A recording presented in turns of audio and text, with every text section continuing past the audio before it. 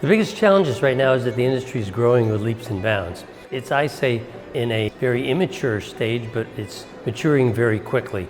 An event like this could really be a stakeholder event to bring gene therapy to the next level.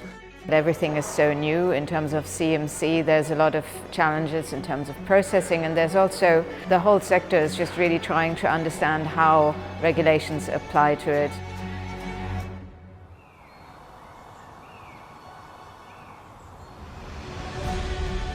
The biggest challenges currently are bringing gene therapy to the market in a way that it's affordable, that it reaches the patients, yet also complies with all the regulations that are needed by the EMA and FDA.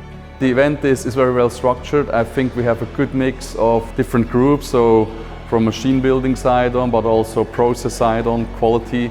So I think it's an event that brings together the right people, and as we have seen in all the discussions we had, people are very interested in bringing the knowledge together and bringing the industry further on.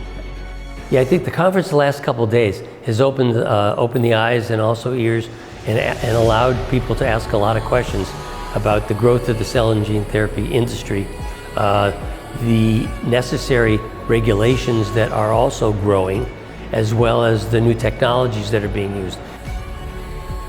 I think it's very important that people like me, there were not so many of my kind of people, academics who are developers of gene therapy, that we talk to the industry, not only to the pharma that brings it to a final stage, but also other companies that do little parts in the whole chain.